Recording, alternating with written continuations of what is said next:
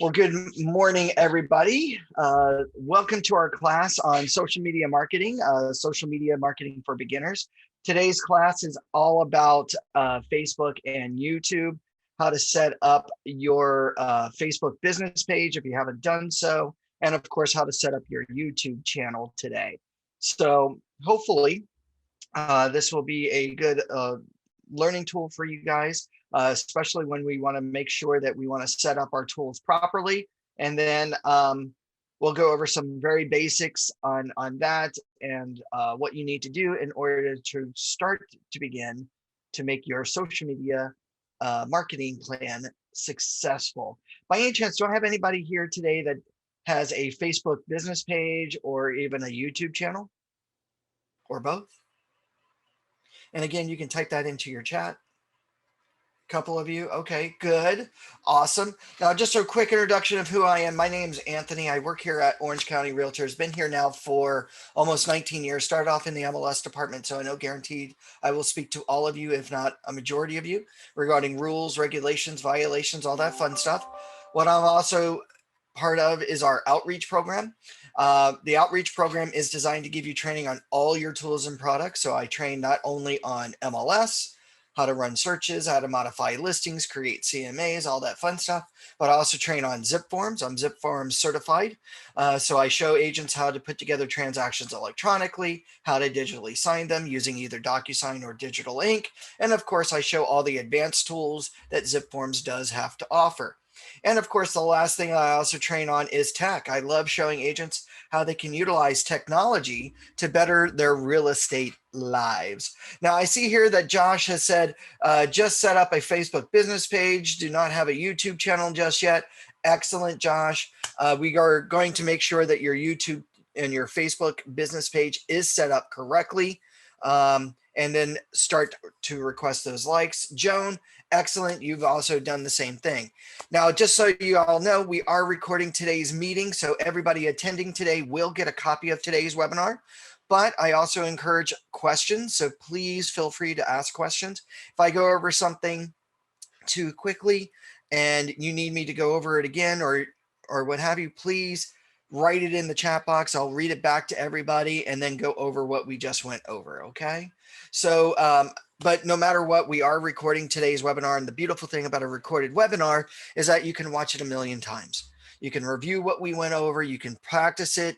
You can pause the recording, start to do the options and this, that, and the other. Now, hopefully also you're here for this afternoon's class where we actually go over content strategy. So how often to be, how often you need to be consistent on both Facebook and YouTube, and the types of videos and content you should be producing to make your social media a little bit more successful. All right, just real quickly, why Facebook? Well, some quick 2021 facts about Facebook. Number one, Facebook is the largest social media network in the world. I know a lot of people, especially the younger generation, said, no, Facebook's not, but in actuality, it is. It's got more than 2.74 billion active users worldwide. Now, if we were to put this in perspective, we were to make Facebook a country today, it'd be the largest country in the world, over and above China. Right? China's got I think now officially 1.5 billion people. Facebook has 2.74 billion people. So almost a billion or 1.4 billion more people belong to Facebook than live in the country of China. Now, 63% of Americans log in each and every day. 93% of consumers go online before they list or buy a property. So they go online to start researching information, not only about properties, but they also research agents. And one of the many things that agents need to make sure is that they have some sort of internet presence. Now, 62% of millennials, which are today's clients, as you probably are well aware of, the 40 and younger crowd, okay, said that they found their agent on social media and actually went with that agent. And the reason why is that they felt they got to know the agent personally. They actually got to see what they were posting on social media. They see that they're putting up personal information and they felt that they had something in common with that person. So this is a real reason why we need to have some sort of social media presence, especially on Facebook. 2.74 billion active users. That's 2.74 potential clients that we could have. Especially nowadays with international clients coming in and out of California the way they are. This is a great way of being able to try to connect with people. Okay. Now, some more facts about Facebook. 91% of realtors actually use social media, but I want to say 90% of them personally don't know how to use it properly. Okay. Real estate Facebook ads actually rank number 7 with an average click-through rate, meaning people actually click on the ad 0.99% of the time, meaning less than 1%. So less than 1% of the ad is clicked through, or less than 1% of the users click through the ad. But you're ranked number 7. Number 1 at 1.04% are car ads, car advertisements. So if you think about that statistically, 1.04% versus 0.99% is not really that big of a difference. Now, why Facebook is great for realtors is that the cost of an average ad is basically $1.81 per click. So if you think about that, if you were to do, anybody here do postcards, like postcard mailings right now? Probably some of you. And you're probably spending what, for about 200 or 300 postcards, probably on average, what, probably about $200 for 300 postcards, right? So, you're a little bit more than $1 per postcard. It's actually right on par with a postcard.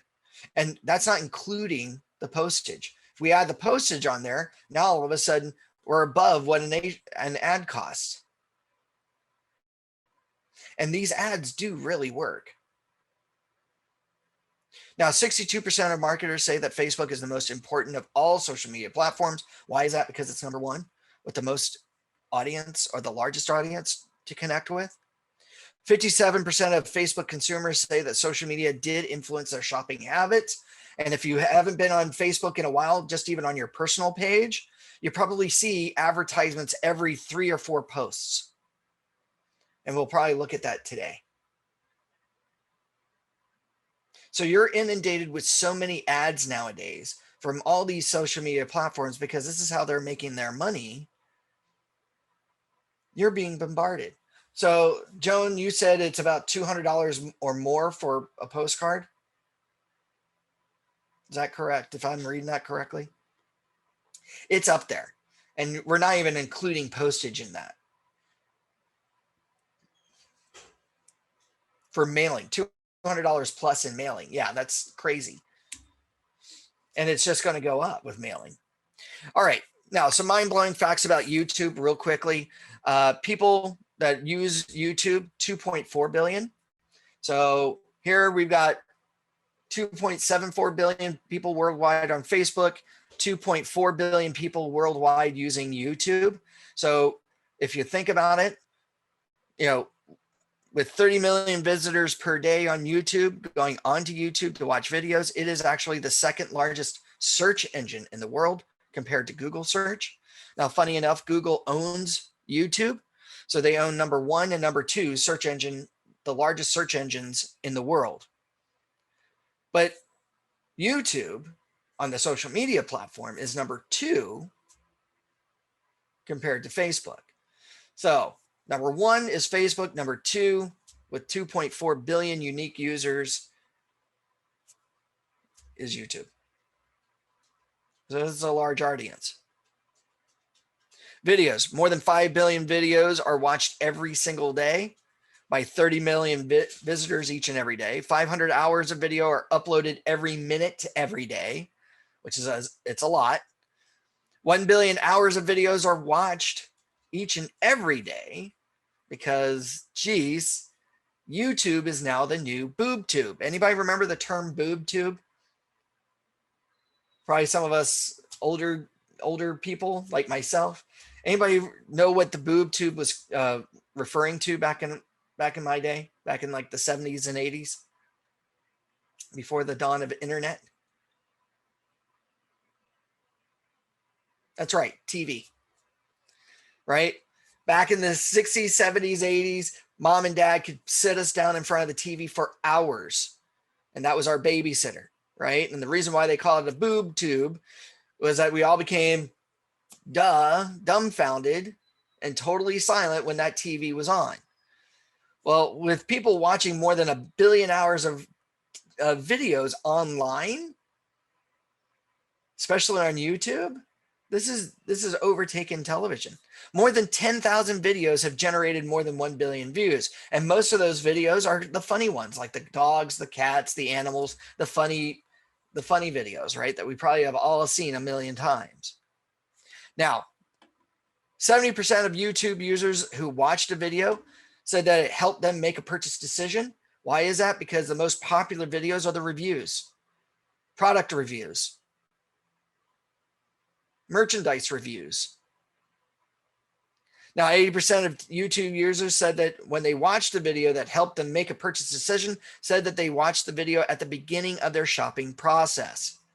They wanted to understand the process. They wanted to understand the product. They wanted to see other people's reviews of those products. So they are watching TV to see other people's reactions to the things that they're thinking about buying. Now, here's another quick little interesting fact that most of you may or may not know. So with 80% of people who said that this helped them, or 70% of people said that this helped them make a purchase decision, and 80% of those 70% said they started watching videos at the beginning of their process. When it comes to real estate videos, less than 12% of real estate agents do videos for their listings. Just their listings.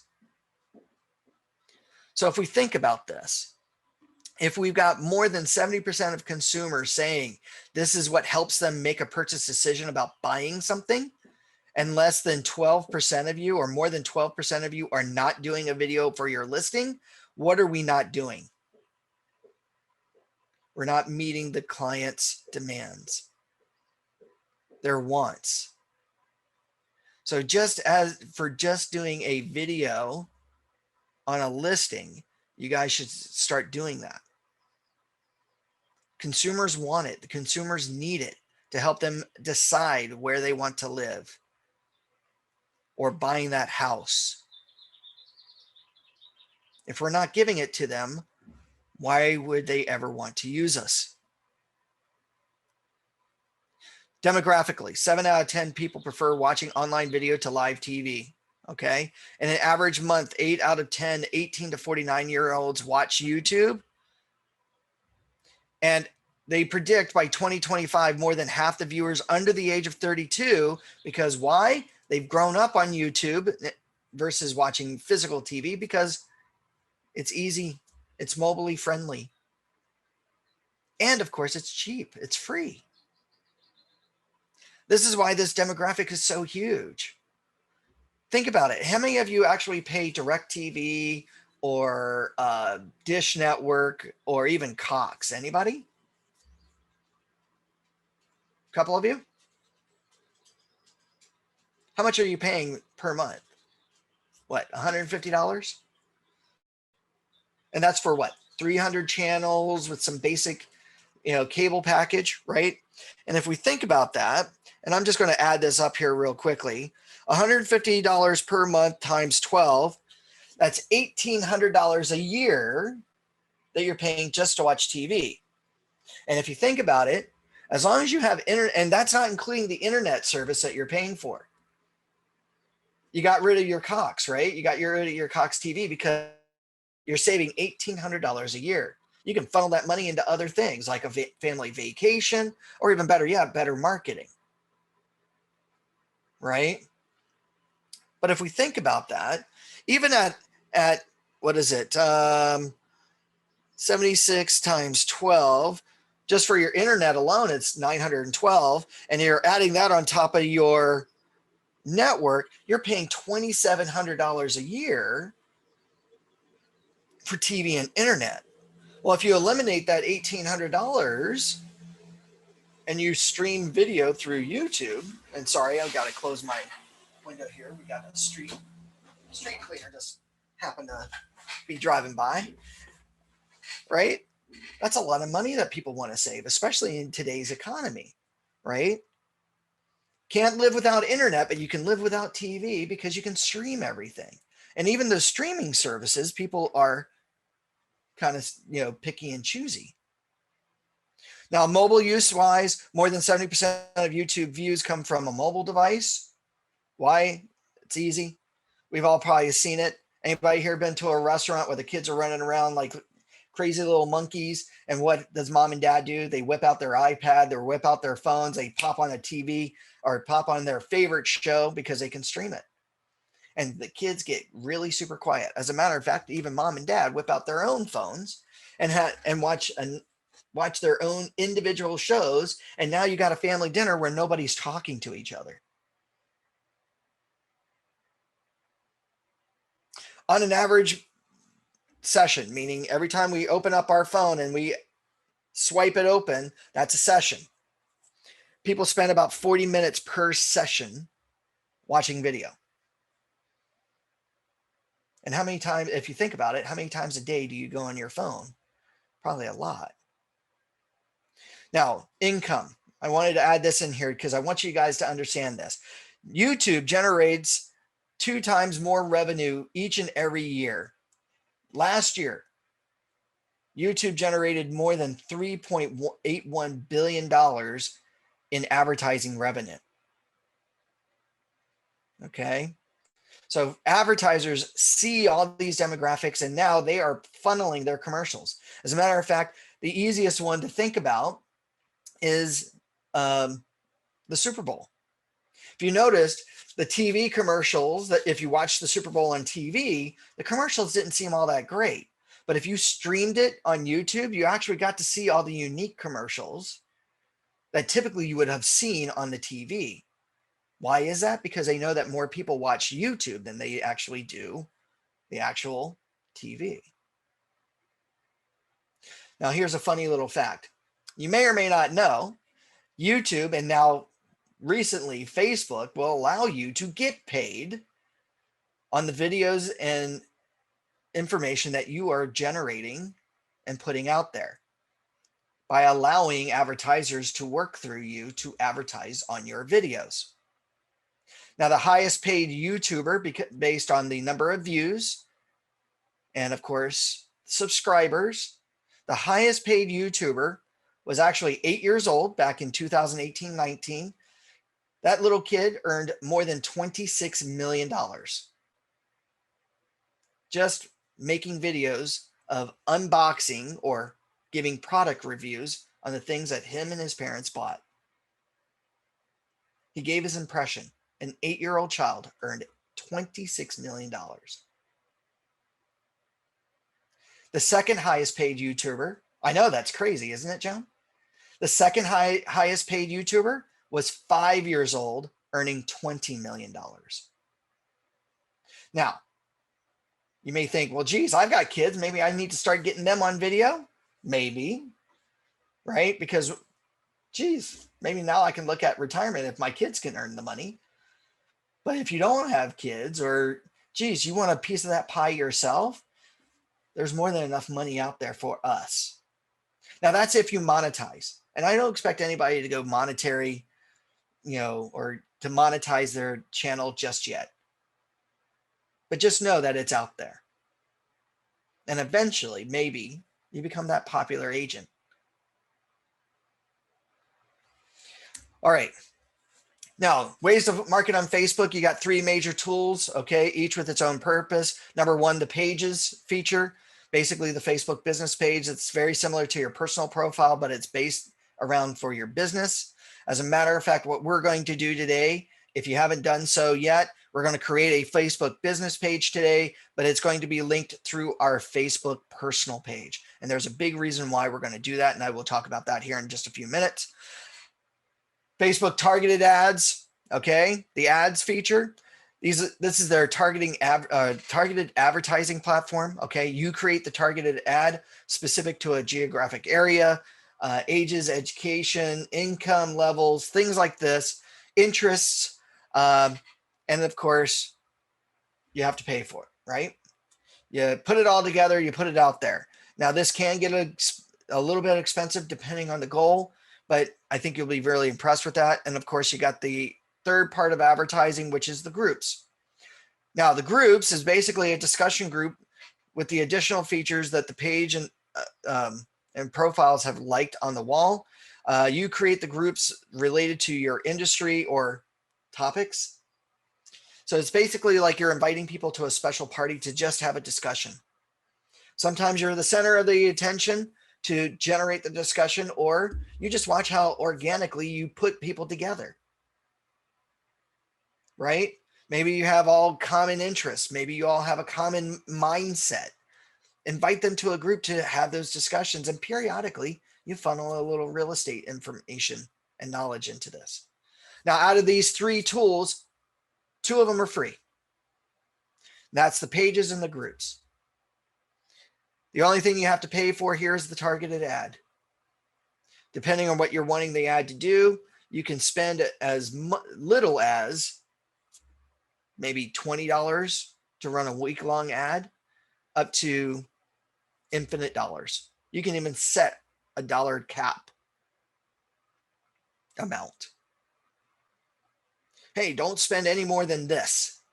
Once that goal is hit or that limit is reached, stop the ad. So you can spend as much or as little on the targeted ad as you need, depending on what you want the ad to do.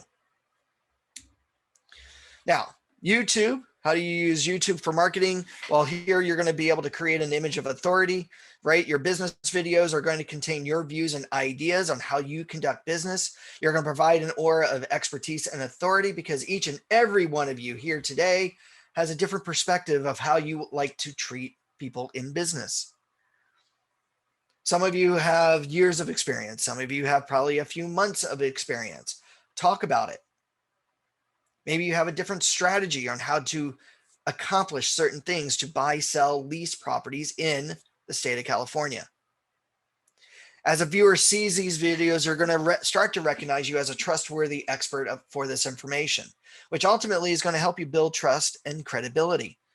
But in order to do that, you're going to have to also entice them with more than just the sales pitch. This is why I said, even though 91% of real estate agents are using social media, personal opinion, 90% of those don't do it very well. And that's because all they do all day long is sales pitch people.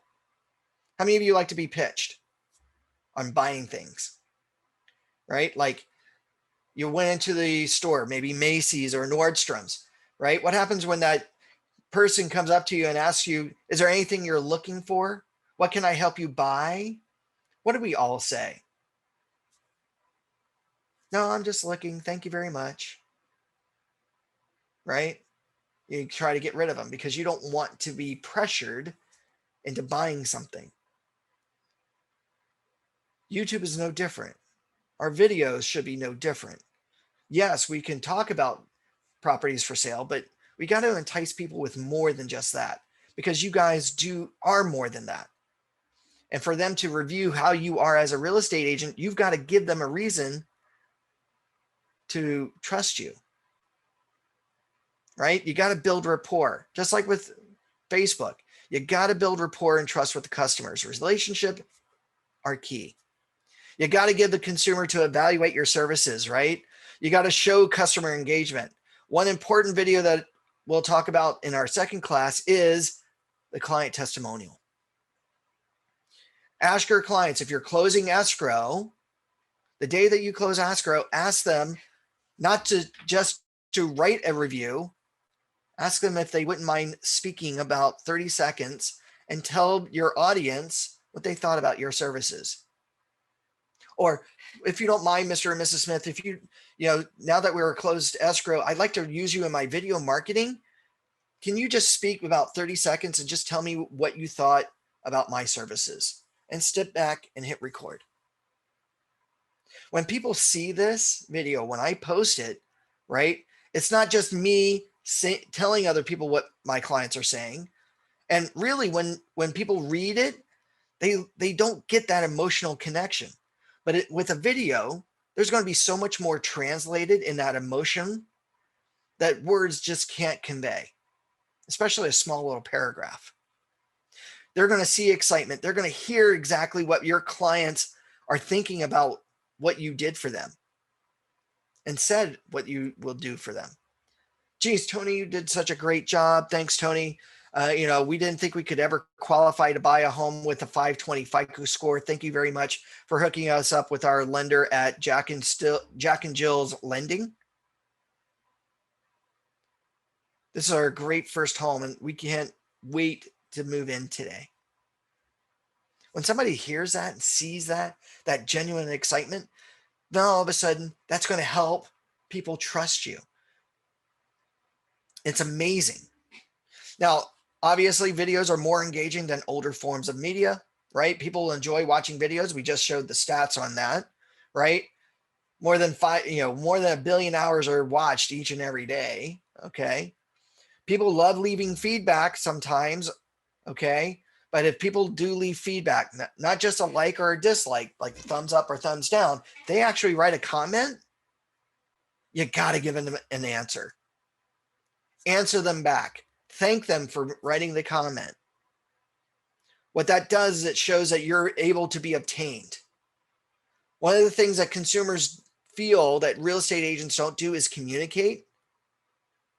So when someone asks you a question on a video that you've just done, take the time. If they took the time to write the question, you should take the time to answer it. If you think about it, if you were standing there in an open house and somebody asked you a question and you didn't answer them, how are they going to feel there at the open house? Video is no different. Video is your open house. Think about it that way. All right.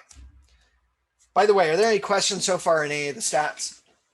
I know I've talked at you for almost 30 minutes. Anybody have any questions right at the moment?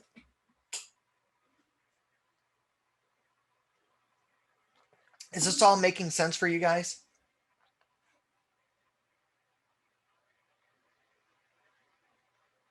Not a single one? Joan, yes, all good, Joan. Have you guys heard this type of stuff before?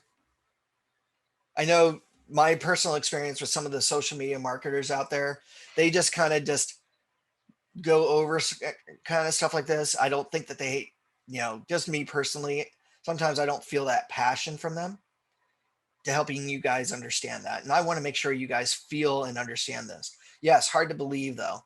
I know it's really hard to believe, but it does work. It does work. It just takes determination to do it, right? And I will tell you, social media is not for everybody. I'll tell you that right out of the gate. With 1,000 different ways of marketing, each and everybody gravitates to something that they're comfortable with.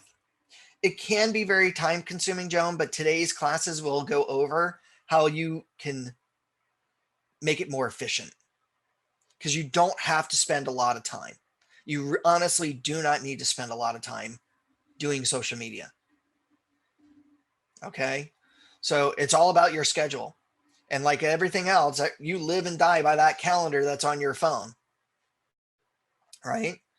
I don't know of a real estate agent that doesn't look at their calendar. Just got to niche out some time, just like personal time for you. You got to take some personal time for yourself. And what I mean by personal time, not just when you fall asleep from exhaustion, you definitely got to niche out some time to keep yourself balanced. All right. We're going to create a Facebook business page. Now, funny enough, they actually changed and updated this since last month. So I'm going to leave the presentation at this moment, and we're going to go over live how to do all this. Okay. And let's go down to that page that I was at. Excellent. All right. So what we're going to do is we're going to be logged into our Facebook personal account. Okay. Here we've got our personal page. We've got our news feed here. Like I was saying, every couple of posts is some sort of advertisement by somebody, okay, based on your interests, okay? So we've got all that. Now, to create a business page, if you haven't done so already, very easy. What we're going to do, and I'm going to move my camera down just a little bit, is I'm going to move my mouse over here towards the top left-hand corner, or I'm sorry, right-hand corner. Right, left, there we go. Over towards the right-hand corner of my screen. And I'm going to click on these 9 little dots. You'll notice here there is no more plus sign. They kind of hit it since last month. So the way we do this is we're going to come over here next to our name, and we're going to click on these 9 little dots. When we click on the 9 little dots here, we get a list of choices. Right under social, we got campus, events, friends, groups, news feeds. We have a choice here called pages. Now, pages will show you or display to you every page that you have created. Now, in this case, we have not, if you have not created a Facebook business page just yet, not a problem. This will be blank. To create a Facebook business page, come over here to the left-hand side and click on Create New Page. Now, real quickly here, Rochelle asks, can you make the screen bigger on the left and the shot of you smaller? Let's see here. I think if I can try to create myself smaller. Nope, that's as small as it will go. Now, if my picture is bigger, then what you'll need to do is come over to my camera, and then you should have these 3 lines here. And as a matter of fact, what I will do is I will stop my video so you won't see me anymore. Does that help, Rochelle? And then what you could do to make your screen bigger. No, sorry. Not a problem. Are you at full screen? You are. Okay. So let's try to make this a little bit bigger. And Command plus is not working. All right. There it goes. Does that help a little bit more? Excellent. All right. So we come over to the 9 dots. We click on the 9 dots over here. And I don't know why this happens with Macs, but for some reason, the menus aren't predominantly in the middle of the screen, but that's okay. As long as you can see the menu over here towards the left, what we're going to do is we're going to click on pages. When we click on pages, this will now display all of our created pages on Facebook. Okay. To create a business page. So if I only want to work my business page, do all posts go both personal and business? No, Joan, they do not. But it's nice to have a personal page, because what we're going to do is, as people like our business page, we're going to invite them to be friends. And I'll tell you the reason why on that here in just a few minutes. Okay. Because what you want to do is, or the way Facebook works is, if you're doing business, it must be done on the business page. If you're doing business on your personal page, they will terminate your Facebook account and they'll suspend it. And you don't want that. What they want to see is your personal page being used for personal reasons. You can always reshare from your business page to your personal page if you want. But they want to see that generated business page or business information generated on your business page first. Okay. So just to give you a heads up, not to mention on our personal page, you won't be able to make targeted ads and other things that are quote unquote business related. Okay. All right. So back over here towards the left-hand side, we're going to click on create new page. Now, when we do that, we're going to have several options here. Number one, we got a background image, a personal image, and some information here. Now, first, we're going to come over here to the left-hand side, the page name. Now, the page name is going to be vital. Now, there are some things here before we actually create the page name that we need to be careful of.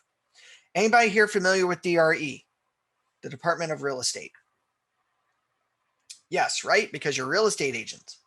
As you may or may not know, the DRE has certain regulations when it comes to first point of contact. Now, first point of contact is any advertising medium or media that needs to have certain identifiers to indicate you as a real estate agent to the public and what company you're working with. Now, in the past, we used to just think it was just related to our website and our business cards, right? And maybe some print advertising. Today, however, with the boom of social media and things like that, this also now needs or pertains to all social media platforms. So, how do you know what needs to be on your first point of contact advertising material?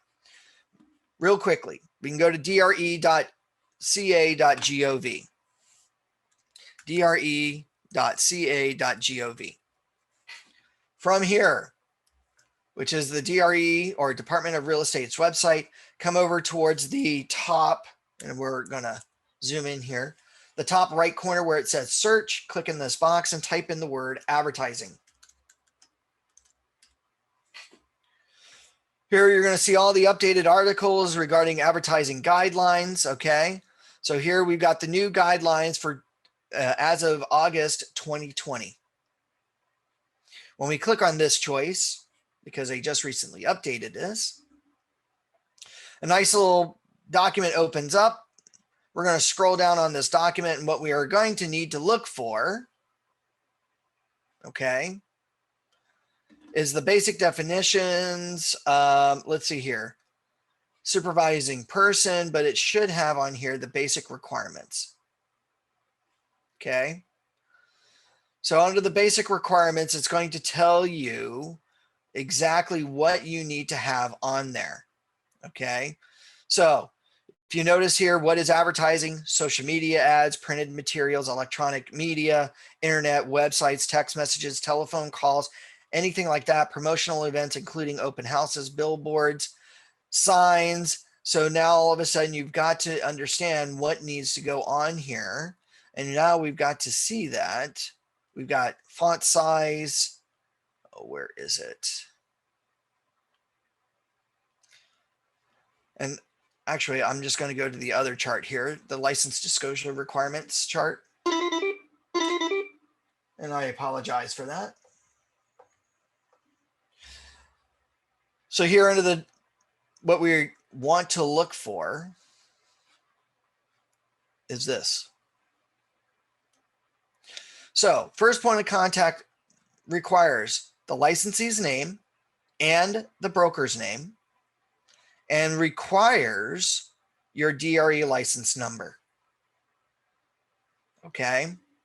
So anytime we are posting something on social media like Facebook, the business page, or we do a video, we have to have somewhere in that video or somewhere on that post all first point of contact information.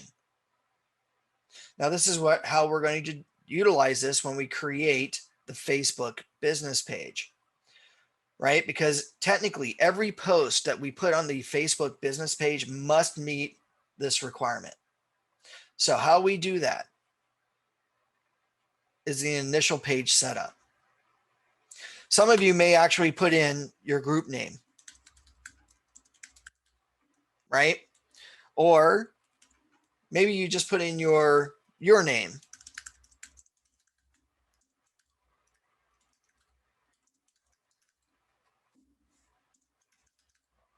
Indicating that you're a real estate agent if you're not a broker.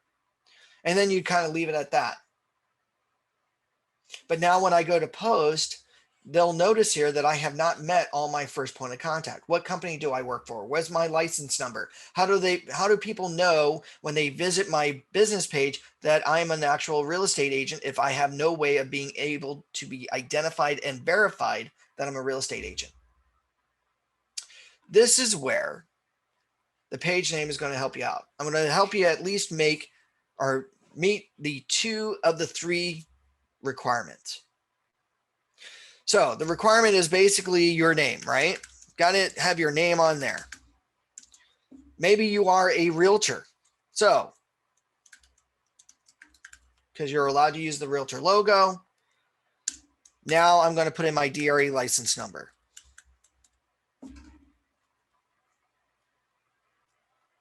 So right away, the title of my business page is my name, comma, realtor with my DRE license number.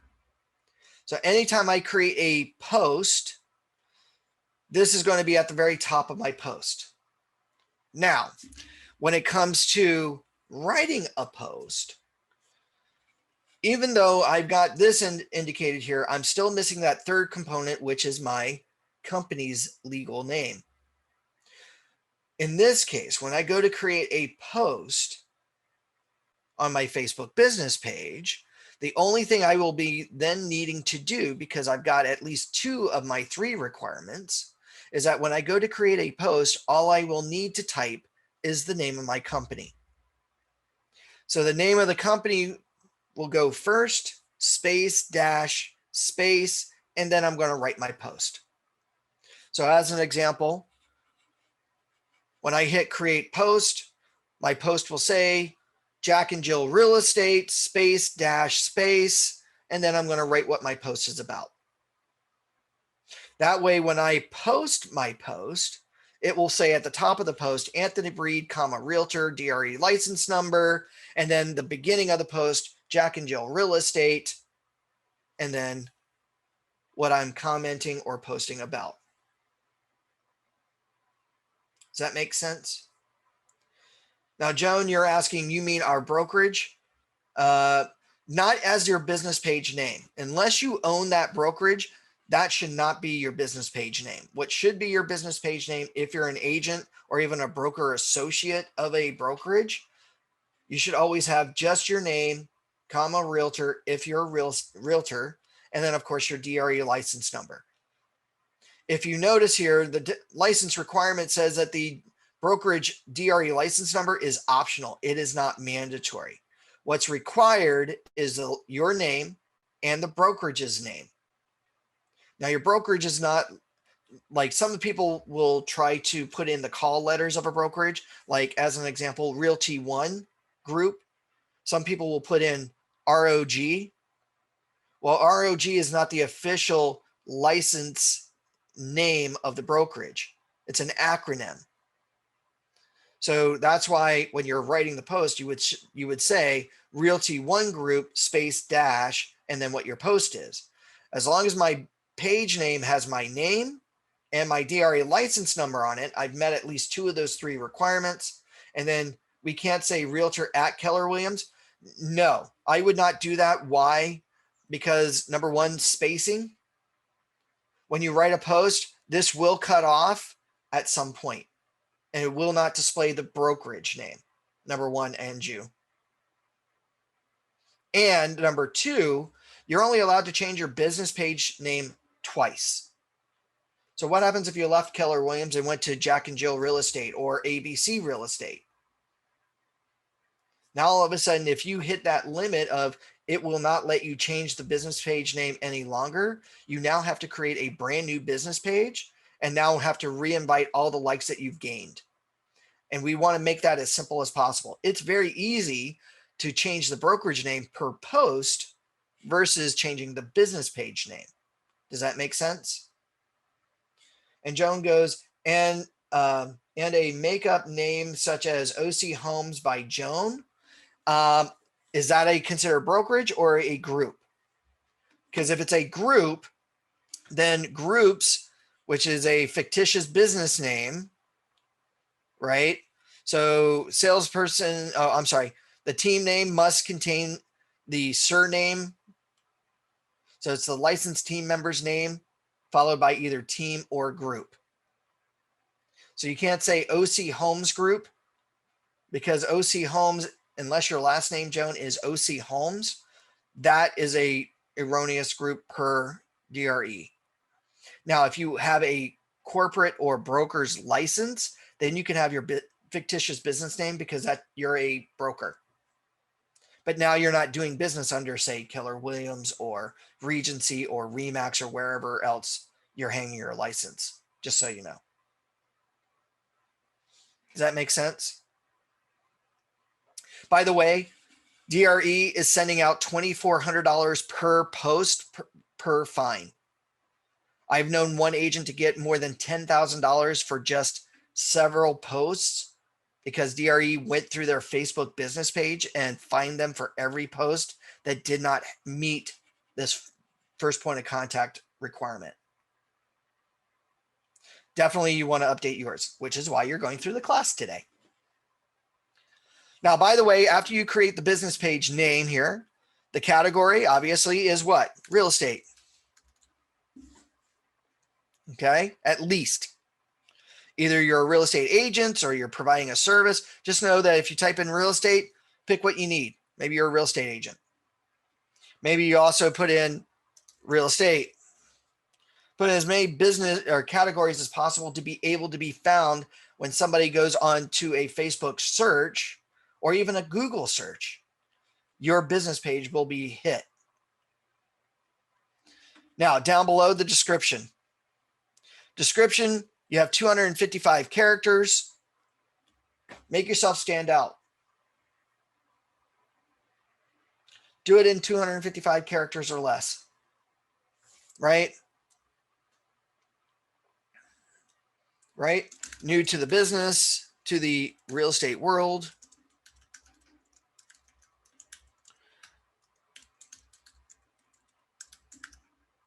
Specializing in Orange County,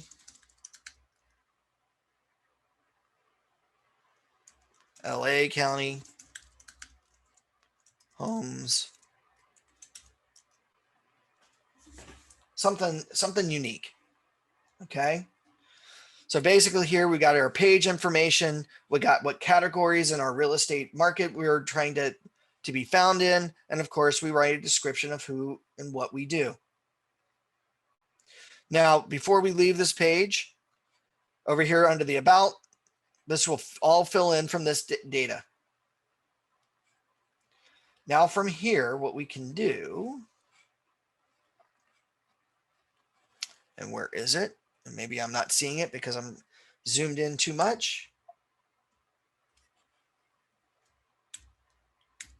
I'm going to zoom out a little bit, hopefully. Oh.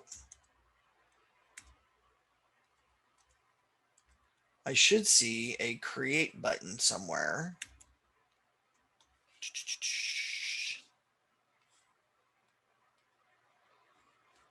That's a message. Sorry, I'm just trying to find where they place the button now.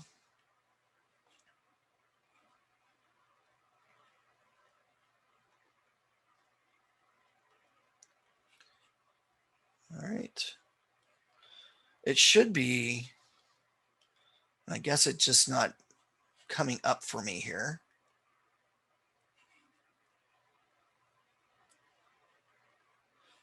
Okay. You should be able to, at this point, when you type this data in, we get started, we got that, we got this. There should be a, oh, by the way, I forgot to, let's see. Can you do what you did before and make it even bigger? Sure, I can make it even bigger. There you go. Now, by the way, profile image, always put in your personal picture, okay? A picture of yourself, okay? Hopefully you have a professional photo that you've taken, okay? Now your background image, very simple here. What you want to do is do not put in something generic. Obviously, we don't want to put in a property or a house. What we want to do though, because even though I've got some of my information here, what I would like you guys to do so that you want people to easily identify you even more so, being real estate agent, what company you're with, right at a glance, what you want to do from here is add in the background image of your business card. If you think about it, your business card, if you have a picture of it, or maybe you're a graphic designer, Make your own graphic design of your own photo, but have all your first point of contact on there, right? Your business card has your full name of your brokerage. It's got your brokerage's DRE license number. It's got your phone number, your email address, and of course, your name and your DRE license number. And the reason why we do that is that we think about this in the sense of getting that information out right away. When someone finds my business page and they look at my business page, this is an easy identifier of who I am and what I do and what my business is all about. Yes, they can look at this, but they may not understand what company I'm with right away unless they read my post. But in the background image, they can immediately identify my name, my DRE license number, and of course, my brokerage that I'm associated with. It's far easier in this case. I think it was Anju that you could have your Keller Williams logo and everything here. And it's, if you happen to change brokerages, it's easier to change out the background image more so than changing the business page name. Does that make sense? And I do believe, I'm just trying to find, and I guess I might be having issues just because I'm on a Mac. That's just not giving me everything that I need, but that's okay. So here, what we can do is we should be able to edit our photo. So we have our background image. You'll notice here my personal logo, my company logo, pulled from my business card with my email address, my phone number on it. And of course, you'll have a spot here for your DRE license number. Then of course, you have your personal photo. Click on the camera icon, upload your personal photo. Okay. Now, from here, we're not ready to post this just yet. It's a couple of extra things that we need to do. Over here towards the left, what we now need to do is go to our, let me see here, our settings. I think because I'm zoomed in too much, it hid that choice. Whoops.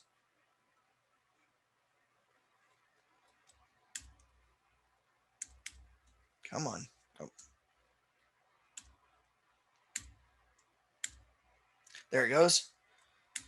So over here to the left in our list of choices here, we're going to go to where it says settings. Now here under the settings, there's a couple of things that we're going to do real quickly before we make our page published.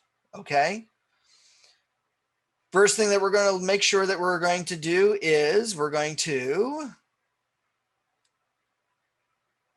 turn on our profanity meter.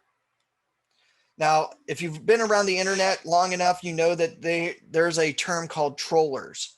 Trollers are people who love trying to start fights and instigate fights and things like that. And a lot of times people will like to comment very nasty comments or write very nasty comments about our postings. Okay. And sometimes they like to use curse words. Here under the profanity meter, what we can now do is turn this on. And there will be a choice here to set it to either moderate or strong. What you want to do is set it to strong. What this does is it will mean that not even I can write curse words in my postings. Okay. But anybody commenting and writing a comment on my post can't do the same. So you want to make sure, number one, that's turned on. Number two, translate automatic. 2.74 billion people worldwide. Not everybody reads, writes English. Okay. What we want to do here is that when we edit this choice, we want to turn it on so that when those people in other countries or even within the same state, there are some people that have configured their browser to be read in, say, Chinese, Japanese, Farsi, Hebrew, whatever.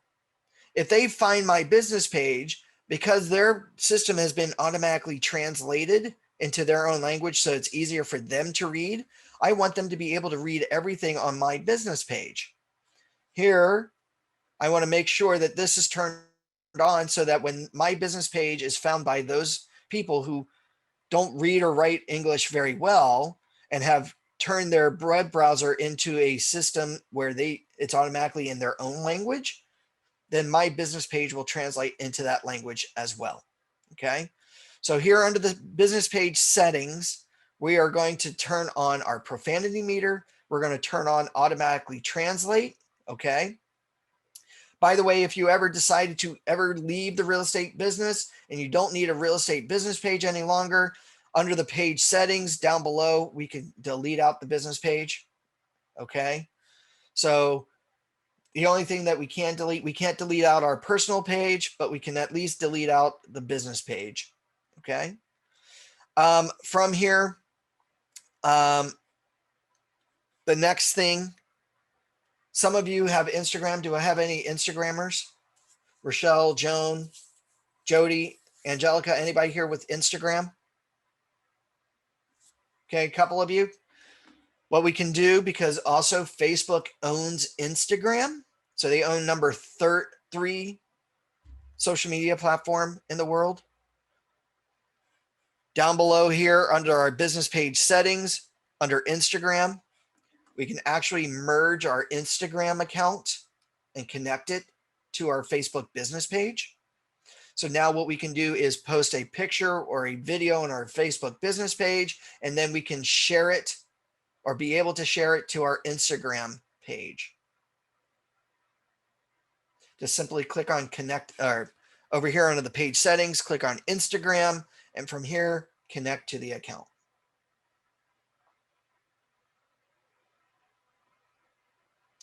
Now, once we have page info, besides our name, our description, categories, right? Real estate services, real estate agent, what have you.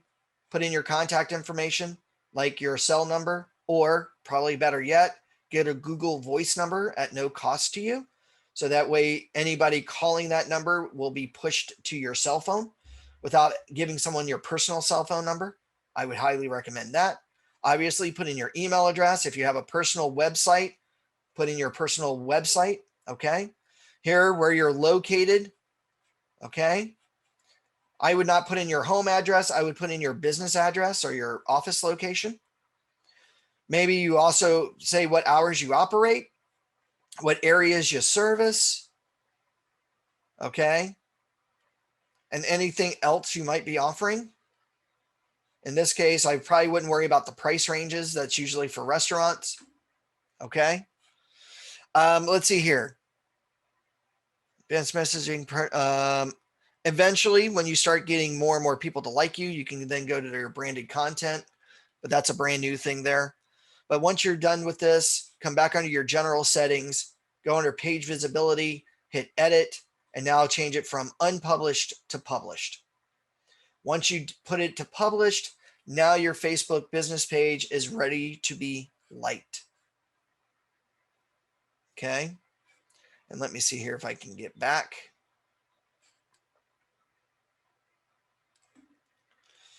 So now we're going to start requesting likes. Okay. Here under the insights, we can see how well our page is doing, who's viewed it, things like that. There will be a button here to request likes. Now, when it comes to requesting likes, if you haven't set up everything just yet, you only get one shot at this. And if I can show you this real quickly, we're going under the things to do, requesting likes. There we go. You only got one chance to do this. Okay. So you got to make it count. But what's cool about this is that it's really important to request people to like you. Even when you're advertising that you have a Facebook business page, say, this is how you find me on Facebook business page, like my business page. Now, what's the advantage of this? It's the social graph. And this is how this works. It's not, or I should say, When it comes to the likes, the business page, anytime you post to your business page, anybody who has liked your business page is automatically notified that you posted something on your business page. Now, this goes beyond that, meaning that anybody that they are friends with, even though they have not liked your business page and probably aren't even aware that you have a business page, even though your friend or your person has liked your business page, it's their friends that are also notified about your posting as well. And it even goes a step further. Any of their friends are also notified about your post as well. So this is how the social graph works. Say you get 500 people to like your business page, and each of those 500 people have at least 500 friends themselves. When you go to post something to your business page wall without doing anything special, you can at least potentially hit up to 175,000 people being notified about your post. So it's not just who that has liked your page, but it's also who they know and who they know, and who those people know that they know are notified as well. So it's like a ripple effect. It's free, and it's a great way to organically advertise without necessarily spending money. So it's important to get people to like your business page, because anytime you post, not only do they get notified, but it's those friends that they have friends with, or I should say, it's those people who have friends that are notified about your post, and those friends of those friends are also notified about your post. It used to be up to 500,000, but they've limited it back and pulled it back just a bit to be 175,000 people. So you can potentially reach 175,000 people in just one simple post without boosting, without doing anything special. Rochelle asks, if you have your Facebook merged with your Instagram, will likes duplicate on both platforms or just the one?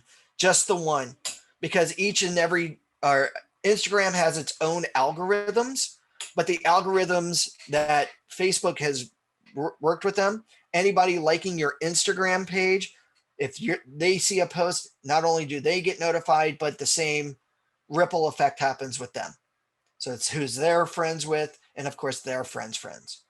So it's advantageous to post things to multiple platforms because of the different algorithms and of course the different types of postings. So you really need a lot of people as friends on your personal page? No, not necessarily.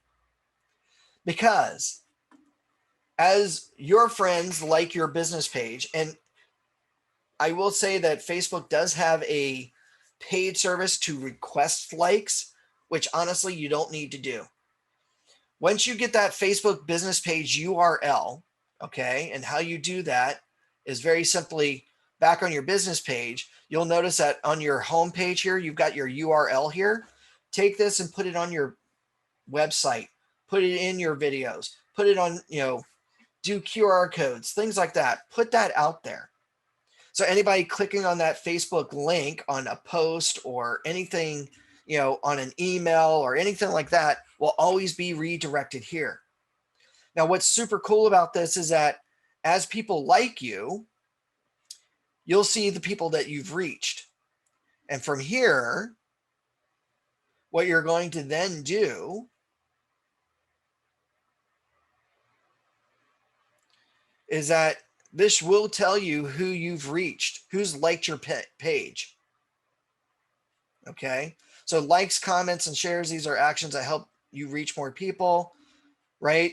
So as you start to hit certain benchmarks like 10 or more likes, 25 or more likes, things like this is going to open all this extra fun stuff up to request even more and more people to like you. And when you start doing ads or boosted posts, this will also get people to like your business page even more. But under the like section, you can actually see who you've hit. And what you can then do is send them a friend request to your personal page. Now, I know what you're thinking. Well, I don't want all my friends and I don't want business associates to see what I'm doing personally. Well, remember what I was saying about the millennials? earlier, 62% of the millennials said that they went with a real estate agent that they found on social media. And the reason why is that they felt that they got to know the person personally. People want to see what you're doing in your personal life. Okay. So what you want to do though, is that you're right. Not every post that you post up should be seen by all your friends, right? Because not every friend is a family member.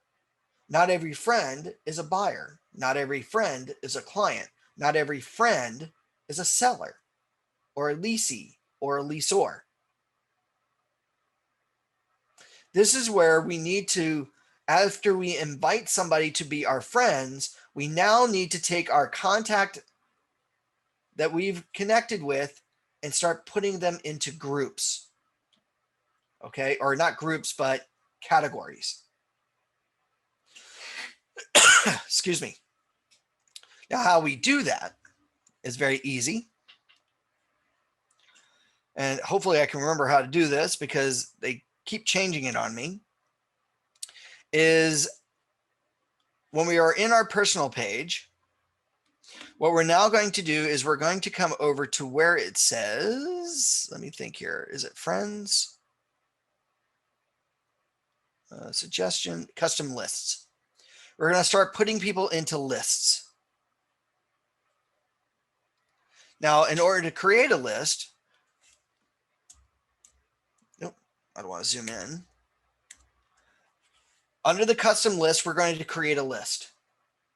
So you're going to create a list called sellers. You're going to create a list called buyers. You're going to create a list called clients. You're going to create a list for real estate. Maybe even create a list for real estate agents, because most of you are going to friend your real estate colleagues in the business. Why is that? Because you've got properties that you're listing. You want to see what other properties are being listed so you can connect with them and maybe help your buyer get into that home. Or maybe advertise a property to real estate agents that you're listing for your seller. But no matter what, you're going to now create a list. Now, what we do from this point is now we need to put people into lists. How we do that is back under our personal page. So I'm going to click on my name. Now I'm going to go to my friends. Here I have 245 friends.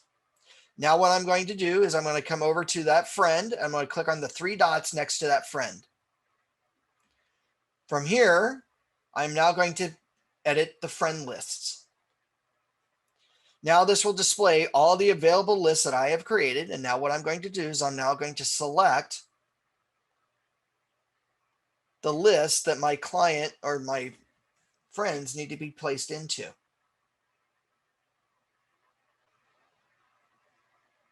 Just like so. Okay. Now, the reason why you do that is that at this point, when you're looking at your news feed, what you can now do is look under your, I think it's, you can filter this. Let me see if I can find it. Campus donations. Nope, it's not groups. Sorry.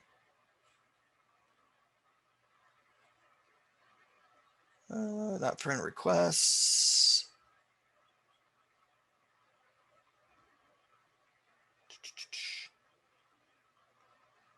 Where is it? Oh, custom lists. From what I can now do is I can select my lists and see who's in my list.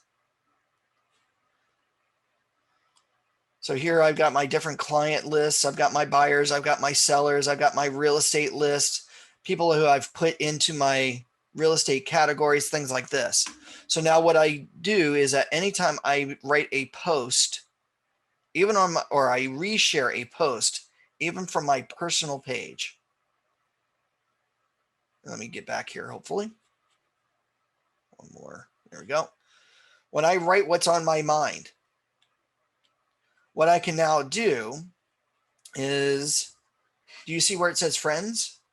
When I click on this, I now can say, put it to my custom list, like my client list, my buyer list, my close friends, my real estate list. So I can now write a post specifically to a list of people. So my family or people who are in my family list will not see this post.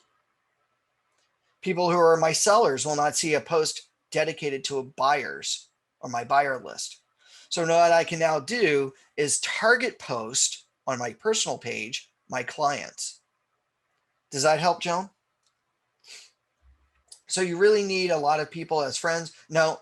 So yeah, as you're growing in your friends list here, then what you're going to do is you're just going to basically categorize them. So in a way, you're making Facebook a contact management system for your social media. I hope that helps. Let's see here. Next thing, posting on your wall, you got to develop a content strategy. Content strategy is really simple and 4 things. Dedicating some time. So Joan, I know you had said it's time consuming. Yes, it can be, but it doesn't have to be. You just got to dedicate some time to be consistent. And if you spend maybe 15 minutes through the entire day, at least 3 times a day, that's all you really need, at least on Facebook. Operate under some sort of code of conduct, what you will and will not tolerate, what your friends can write on your wall or post on your wall, and what you will not tolerate. If somebody writes profanity or wants to be controversial, you can always ask them, this is not the platform to do it, or you have to unfriend them. I know a lot of people get really highly upset when you unfriend or block them. So, you know what? Just means that this is not the place to have those types of discussions. Track what you're posting and see how well it's doing. Okay, because you're going to now all of a sudden understand and start posting more things like that. And of course, stick with it. Okay, stick with that code of conduct. Never compromise it. Dedicate that time. Don't compromise it, because the moment you begin to compromise it and say, you know what, I'll just go on a little bit later, then all of a sudden later becomes never. And if you never track it, how do you ever expect to get better at it if you don't see what posts are getting actual views versus posts that don't get views? Okay, so those are really big things. All right, cool things when you post. Target advertising is great. Spend a couple of dollars because of the demographic information that Facebook tracks on every single user. You can now create these elaborate targeted ads. Used to be by age, but that's no longer because of age discrimination. So they took that away. But you can say to a particular location or distance, people's interests, if they have recently moved, income, things like that they've stated on Facebook. You can now create targeted ads targeting all this information to make your marketing dollars more efficient. Now, the boosted post is really easy. Anytime you post, you can always boost it without creating this entire ad. And basically, you can create the boosted post and say targeted to sports fans, people who have read a certain book, certain purchase behaviors, things like that. Now, the targeted ad versus boosted post appears in different spots. A targeted ad will always be presented in the middle of the news feed. Okay, like here in the Impractical Jokers, they created an ad or a commercial. It's here. So they spent whatever money based on their demographics, what they wanted to achieve, to appear here in the middle of the news feed. A boosted post, however, will always appear to the left-hand side of the screen. Now, what's interesting about a boosted post is that as I scroll down on my news feed, the boosted post never goes away. Whereas the news feed, this ad will get pushed further down or as more and more posts get posted. Or if I refresh the screen. Now all of a sudden the boosted ad gets pushed away or other postings get posted. But you'll notice here that the boosted post doesn't go away. This is probably going to cost you, a boosted post, probably about $50. to run it for 2 weeks. But that same $50, you're going to hit different demographics. Even people who haven't even liked your business page will see this post. And now you can click on learn more. And based on that learn more, maybe you now are taken to their business page to like them or what have you. So that's a great way of getting likes.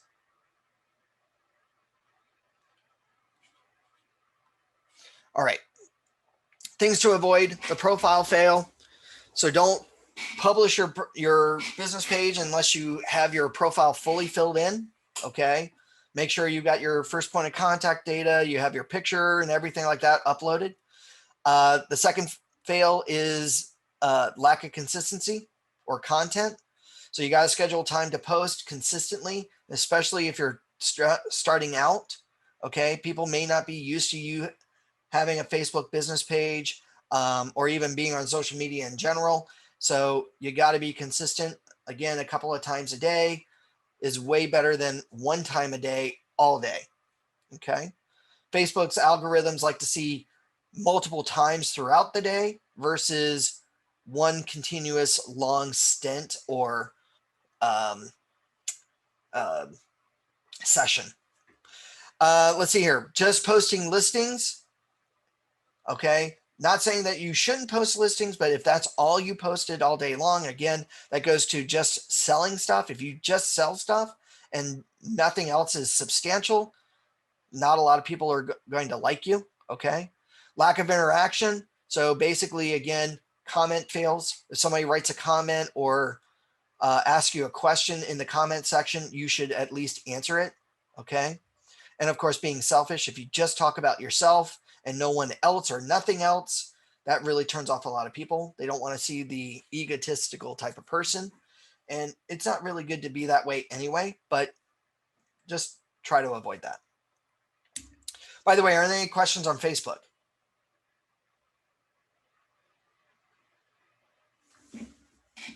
I know we were a little elaborate on that one. And I know we've got at least another 45 minutes left to the class, but this end will go even faster. Sorry. No questions? All right. Let's not forget about YouTube. YouTube's the same way, right? Creating a YouTube account easy in two different ways. Number one, we can go to youtube.com. When it says sign in, we're going to click. Now, if you don't have a Gmail account, it's going to require that you create a Gmail account. Okay. So creating a Gmail account is super easy. Now, if you already have a Gmail account, guess what? You already have a YouTube channel. Why is that? Again, Google owns YouTube. So any Gmail user automatically has a YouTube channel tied to your Gmail account. Now, how do we access that? Real easy. When I go to Google and I'm signed into my Google account, you're probably going to notice a screen like in this case, because I'm using Google Chrome, I've got Google up. If I'm signed in, very easy. I automatically have the Gmail option here, but I also have my profile picture from my Gmail and my Google account. Now, we can access YouTube very easy without having to come up to the address section and typing in youtube.com. You'll notice that just to the left of my profile picture, there are 9 little dots here. Now, you may or may not know this, but Google, even though they like to think that they're masters of the universe, right? They have all this data on everybody, right? And this, that, and the other. They also have some benefits as well. And most of these benefits are going to be free. If I click on the 9 dots here, we're going to now get a drop-down menu of a list of different programs and options offered to us at no cost by Google, or very little. Like Google ads will have some cost because those are targeted ads, but just know that we have all this software available to us. Docs, sheets, slides. That's Google's versions of Word, Excel, and PowerPoint. So if you don't want to spend the $100 a year of using Microsoft Office, or you're not a Mac user, or you're just beginning to use a Mac and you don't like Pages, Numbers, and Keynote, just know that Google has its own document editing suite. But in our list of choices here, we do have the choice here called YouTube.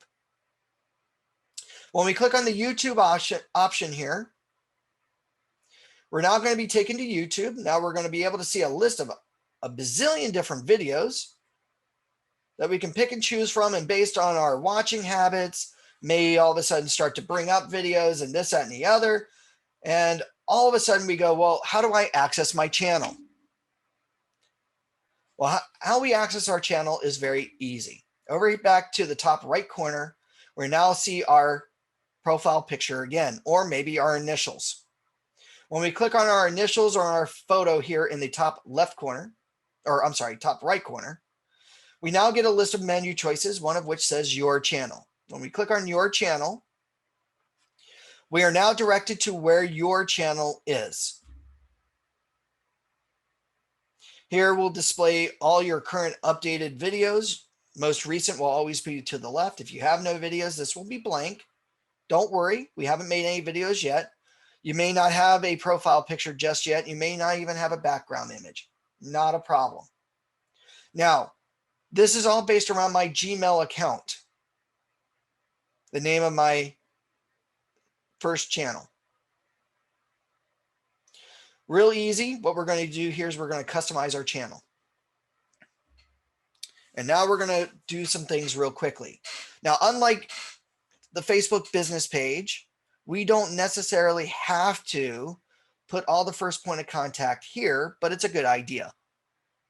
Okay.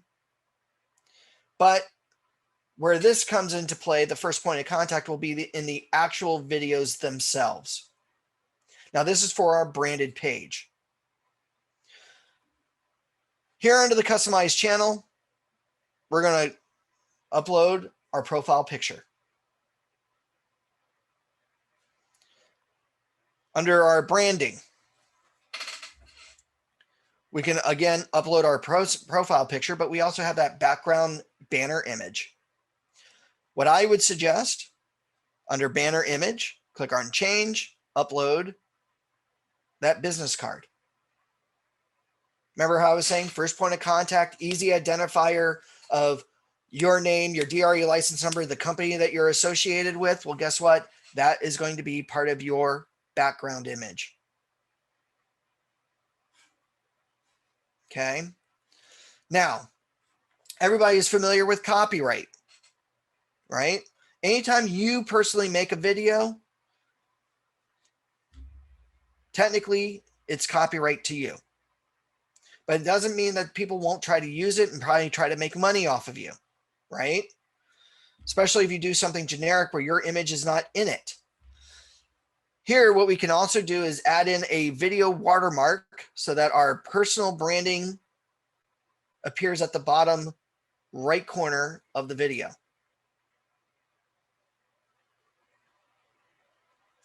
Now, this is where you can, if you're a graphic designer or working with a graphic designer, you can actually create your own logo. So, Joan, you were talking about having your group name, correct? Do you by any chance have a logo for your group? Or in the midst of creating one for your group? In the midst. Okay, that's perfect. By the way, if you haven't made your own personal logo, okay, and you are trying to find somebody to make one, a great website to look for something like that that's really affordable is called Fiverr, FIVERR.com. Basically, these are people that you can hire to do things for you for a very nominal fee, right? So maybe we're going to do a logo design. Here, this will give us a different set of logo designers. Come on. Continue as Anthony. That's fine.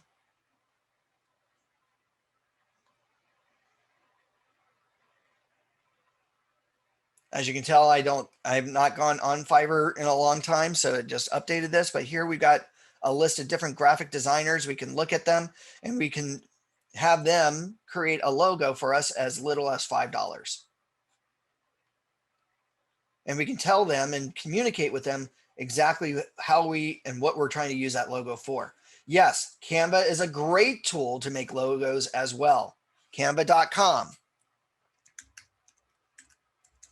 But that means that you have to create it yourself, Rochelle. Some of us out there aren't really good at graphic design, but even though Canva is a really easy and affordable tool to do so, you can do that. Or you could use PowerPoint. You could use Keynote. You could use anything that is regarding graphic design to help make your own graphic, from a flyer to your own logo. Here you got certain templates. If you don't pay for Canva, that's fine. Some of these will be free. Some of them will be paid. But it's a simple choosing it. And these are all pro. So let's go with free. And I don't know if I have any free. There we go. I guess not. But you get the gist. So there you could do that. Now from here, after you get that little logo designed, all you need to do is hit change or add. And what should happen here, you can now browse your computer for that logo or that picture. And then when you upload it, you can now say, I want that logo to appear at the start or at the end. But what I would suggest is make it through the entire video. Most of your videos are only going to be 1 or 2 minutes long anyway. So what you don't want is people editing that video or recording the screen and then editing out your logos. Okay. Here, if you have the logo through the entire video, that means that you are personally branding it with your own personal branding. The reason why we don't put the company logo here is that we don't want to copyright or give copyright to our company on the material that we create. So in a way, you're tying this back to you. We can talk about or have a slide of the company in the video itself, but we have our own personal logo here. Okay. So that's what we can do to customize the channel, right? Our images are uploaded. Now from here, we're going to come over here to the left. We're going to go to the settings. And there are some settings that we're going to set up our channel for. Under our channel, we need to have keywords on how our channel is to be found. Rochelle says, for your next class, Tony, I believe that if you choose presentation mode, your picture goes away and the people will be able to see what you're working on. I do believe I am in presentation mode. But yes, I'm in presentation mode. So I don't know why you're not seeing the full video or full screen. You should be able to see the full screen, Rochelle. Is anybody else not seeing the full screen?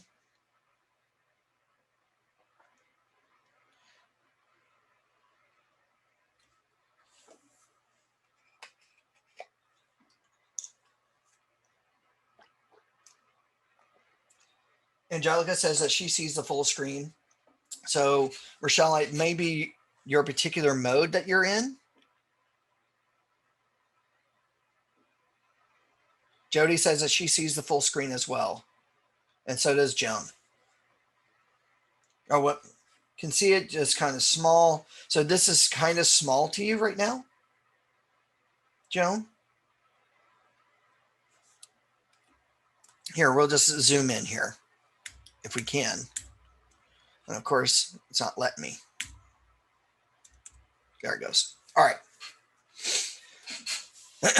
So under the settings, back over to the left-hand side, we're now going to click on channel. Now here, under the basic information for our channel, We need to put in keywords on how our channel is to be found on both YouTube and Google.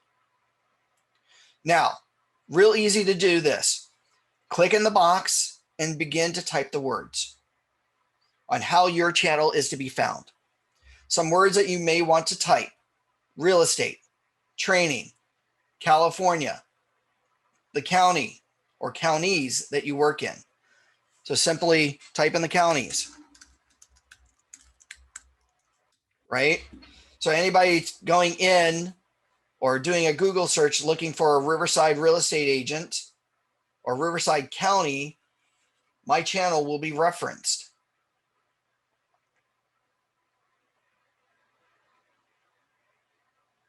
Okay. Now, another way to be able to easily find your channel is put in your name.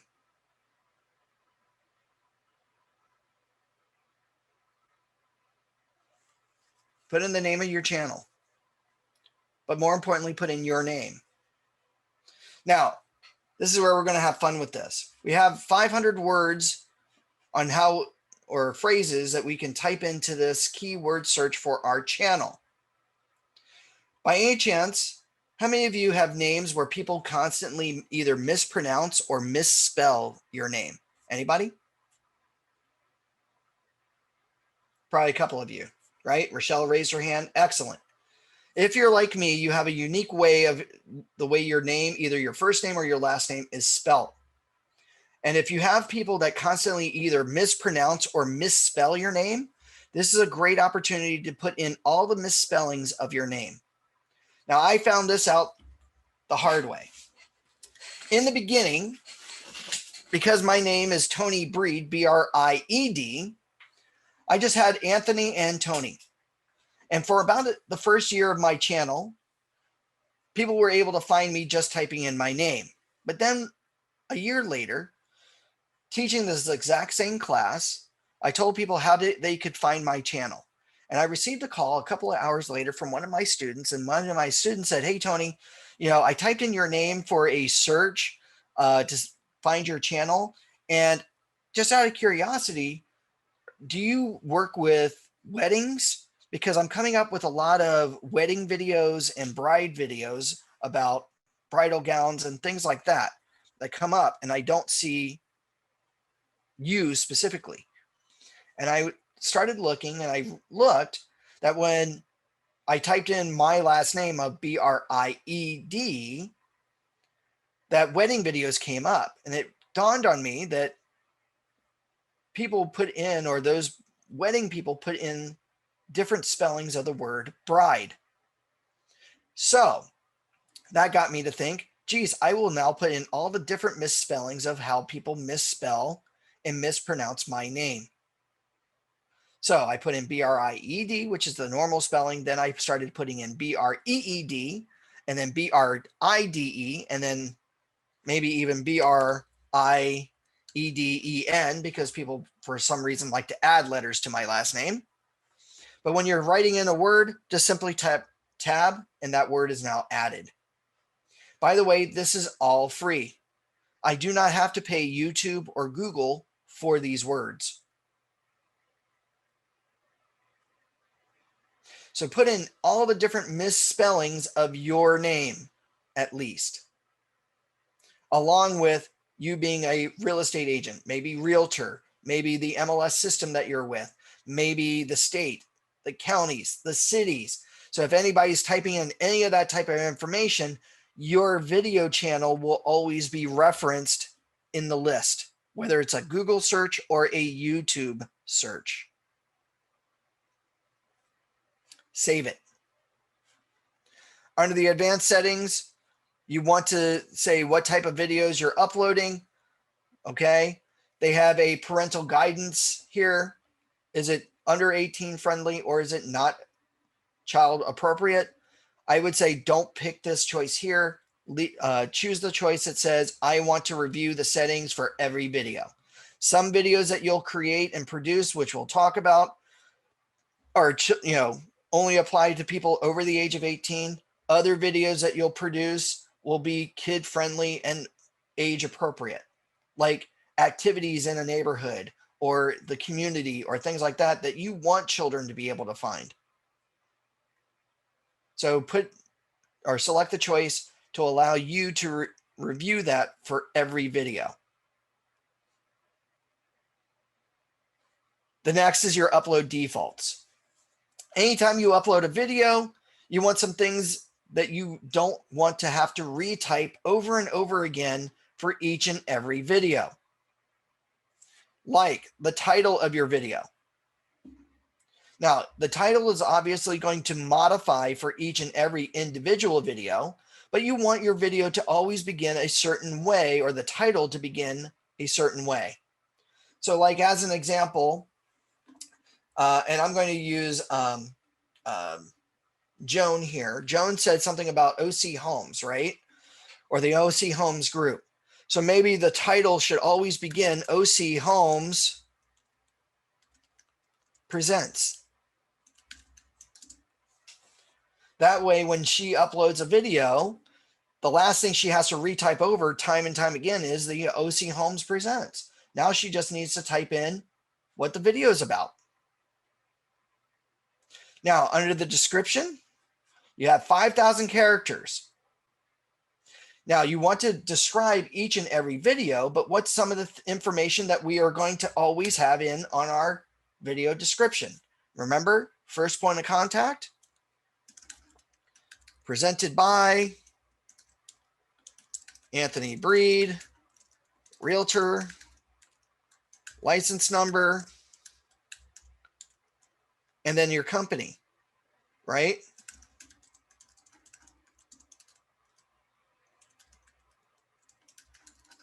Right? And then, of course, other information like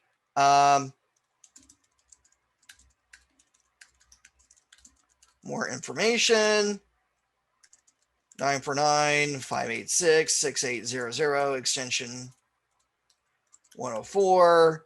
Email me at tony@ocrealtors.org, things like that.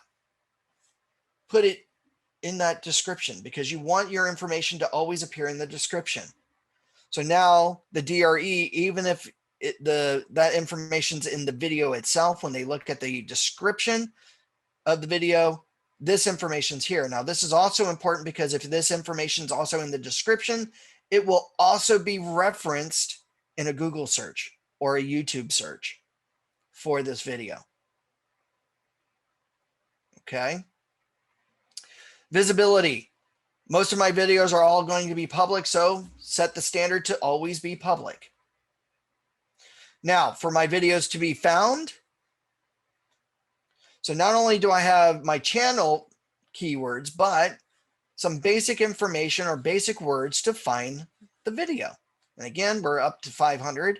Here, we're going to put in some other information like our name or misspellings of our name, the county, the state, the cities, what type of videos or how my videos are to be found. Here, put in some basic words that you don't want to have to retype over and over again for each and every individual video. You're going to leave yourself enough room to add in extra keywords for the specific videos that you do upload. Now, under the advanced settings here, you don't need to worry about anything here other than the category. The category is okay because where your videos are going to be found more often than not. In this case, I'm an educator, so I like to indicate that every video I upload is all about education. In a way, real estate is all about either how-tos or style or education of the market. Okay. So you're probably going to select one of those two, but you can change that per video. Let's see here, permissions. You don't need to worry about permissions so much other than this has access to my Gmail account. I can invite other people to put and post and edit videos from my channel. I typically don't do that, but if you have an assistant, you can invite somebody to access your YouTube channel, but I wouldn't necessarily do that. Community and agreements, you won't touch.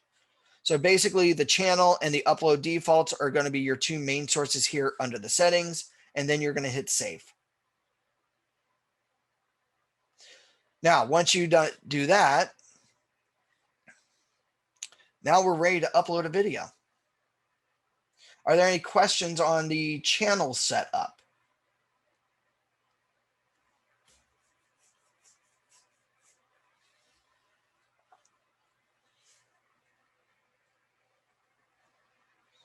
Looks pretty simple, right?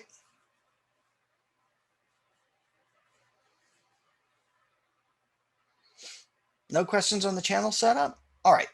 So now, how do we post a video to YouTube? Real easy here. When I go into my channel,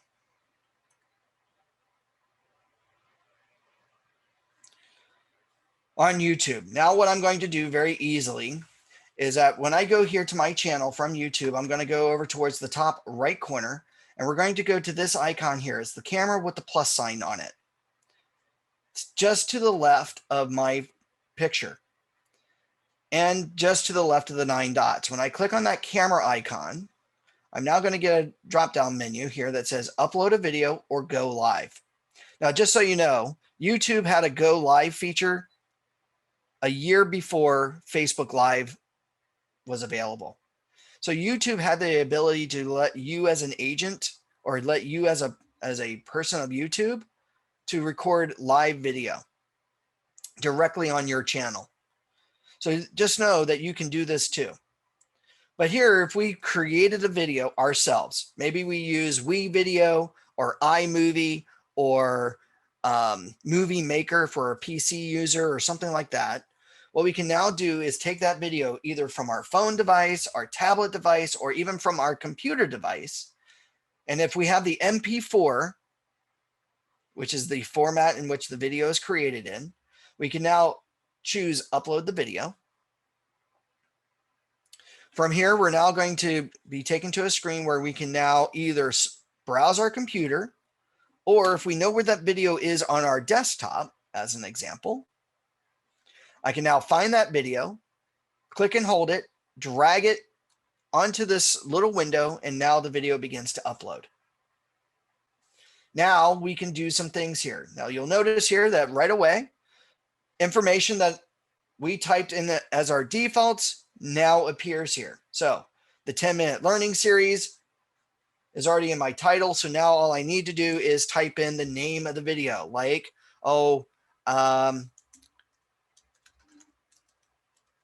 video tour of 123 Main Street, Irvine, California, 92616. The description of the video here. Come join us. Whoops. Today as we go through 123 Main Street in Irvine, California, 92616, listed at 1.9 million. This home boasts a 3-bedroom, 2-bath luxury experience, right? You kind of get the gist. Write in your description. But you'll notice that most of that description, or some of that description on how I'm ending it, like with my name, my phone number, my email address, my contact information, my DRE license number, all that stuff, I don't have to retype. I'm typing the specific things that I need to type in, right? Maybe I describe some of the amenities and the benefits and things like that here in the description of the video. Now, down below, is it age appropriate for children or not? Yes or no? Under show more, remember those tag words that we placed in, right? The basic tag words from our upload defaults are already here. Now I need to click in this box and type in the specifics of this particular video, like 123 Main Street, or actually it should be this. Video tour of 123 Main Street, Irvine, Street, Irvine, California. And of course, maybe I play on the title a little bit. Video tour of home at 123 Main. Type in all the necessary keywords, take up the rest of that 500 character list with all the different variations of what the video is all about. Maybe I even type in here 3-bed, 2-bath, luxury home in Irvine. So now when people are typing in a search and they type in certain keywords here, my video is now going to be elevated to the top of those of those searches. Because if other people's videos don't have these types of words or things to be caught on, my video will now be referenced, and videos are always elevated higher over websites. Joan asks, how long should videos be roughly? I would say, depending on the video, no longer than 2 minutes. If it's a virtual tour of a home, definitely 2 minutes should be your top. If you're giving instructions or tutorials, you're probably going to stretch it between 3 to 4 minutes, depending on how deep you're diving in the topic. But again, we'll talk about that because that's going to vary. I would say a client testimonial should be about 30 seconds to a minute long. Your intro video, which I definitely would recommend that you do, introduce yourself in a video, should be no longer than 1 minute. So, and 1 minute can be a long time. Does that help there, Joan? Yes, excellent. All right, so here, we typed in those keywords. Now we're going to go to next. Here are the video elements. We can add in subtitles. The system can add them in themselves, but here we can choose to either auto sync, upload a file, or type in ourselves manually. So I kind of like that. I usually like to do that after the video gets uploaded. Here, this will check for any copyright. So if you're using music and you don't have the right to use that music via copyright, it's going to flag it and tell you you can't use it. So just be careful that it's not copyrighted material. The last part here, visibility. Now you'll notice here that it's set to public, but we do have the choice to make it a private video so no one else can see it other than me. I can privately share it with somebody. So if it's something that's meant for somebody specifically that I'm doing a video for, then I can give them just that video and no one else can see it or find it. Unlisted allows me to share the video, but it's not able to be found publicly. 90% of the time, you're going to always have this set to public. Now, at this point, if I hit publish, that means the video goes live right now. But there's a fourth choice here called schedule. Now, the schedule is really great because, and we'll talk about this when it comes, or I emphasize this on consistency, right? You need to put out videos pretty darn consistently. Now, when it comes to this, maybe you're getting ready to go on vacation for about 2 or 3 weeks. You've done a lot of business up to now. You need to take an extended break from the real estate world. But you know how important it is to keep that schedule and consistency of your videos. So maybe you had a chance before you went on vacation to actually record and edit 3 or 4 videos. But instead of uploading all of them at the same time to be released out on the same date, what you can actually do is say, I want this video to be scheduled to be released on a date at a certain time. So what you can now do is do a group of videos. So Joan, this goes back to when you were worried about spending a lot of time doing this. Well, maybe you spend a fair amount of time and you make 3 or 4 videos. But now what you can do is you can upload all 3 or 4 videos to your YouTube channel. And now you schedule each and every one of those to be released out on a particular date at a certain time to now show consistency of release. So you do 2 or 3 shows, or maybe you do 2 or 3 short videos, right? Maybe an intro video, and then the next week you do a client testimonial video, and then the following week you do an educational or instructional video to buyers who, what they need to do to get ready to buy or something like that, right? Now I can upload all 3 of those videos, and now I can stagger them a week apart. So now I can be on vacation and not worry about my videos not going out consistently. Definitely that helps, right? And then once we do that, we can then hit schedule. If we hit publish under public, or choose public and now hit publish, that goes out right then and there. Are there any questions on the upload of the video?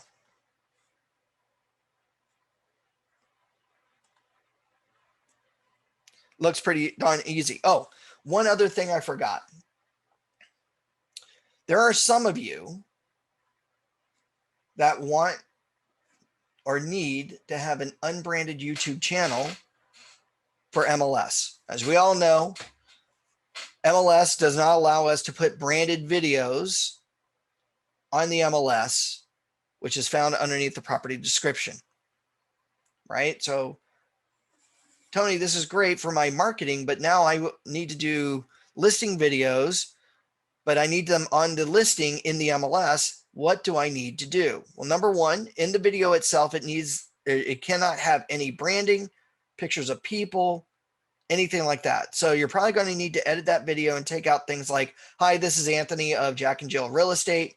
And of course, you're going to take out the screens that's got your company data, information, contact information, things like that, right? But then you can't upload it to your personal channel that's got your name, your branding, your group name, all that stuff on it. So what we can do is make a secondary channel to upload those unbranded videos for our unbranded channel. Okay. Now, how we do that, because this is all going to be found for MLS or usable for MLS, is that we're going to come over here back to our main channel. We're going to come over to the top right corner, again, clicking on our photo. Here we have access to our channel, but there is a choice here that's called settings. So if we scroll down below to settings, we now have a settings of our YouTube channel, one of which says now to create a new channel. When we click on create a new channel, we're now creating a secondary channel that we're going to now make generic. So we're not going to call it our group name. We're not going to have any of our branding tied to this. So when we name it, we might name it something generic like, let's see, Irvine, luxury homes, because maybe I'm an Irvine area specialist. I say I understand and use this, and when I go to create it, I'm now creating the secondary channel. And now when it comes to that branding, I'm not going to put any branding on it. As a matter of fact, one of the settings I'm going to set up for my channel is that every video uploaded as an upload default is going to be unlisted. Unlisted.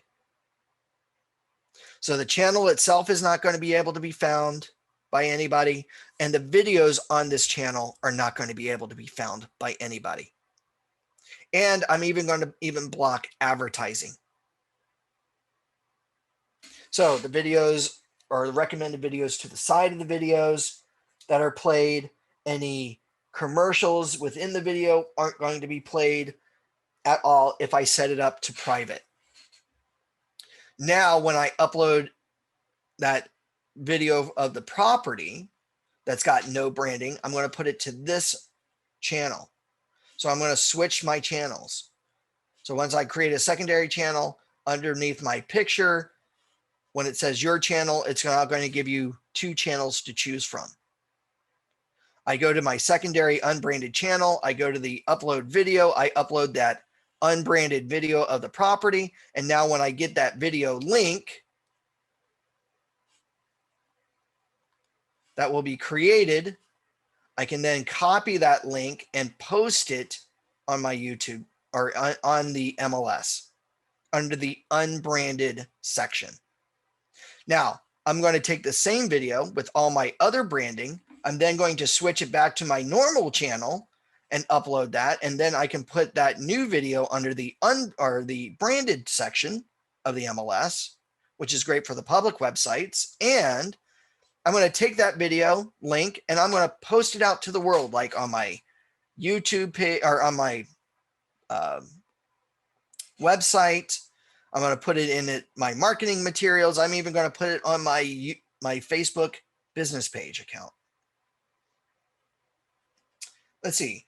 CC asks, would I be able to change my channel name in the future if I want to? You can, but that also is going to change your Gmail account name. So it's probably better to create a secondary channel if you want different channel information and then just set it up as either a branded or an unbranded channel. Does that make sense, Cece?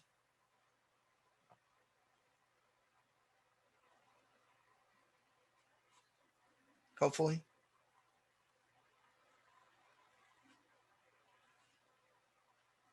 Now, real quickly here, the last little bit here, analytics. You want to look at the analytics. We're going to dive into this a little bit more in the second class, but I love looking at analytics on our videos. What we want to do is we want to look at how well our channels are doing or how well our videos are doing.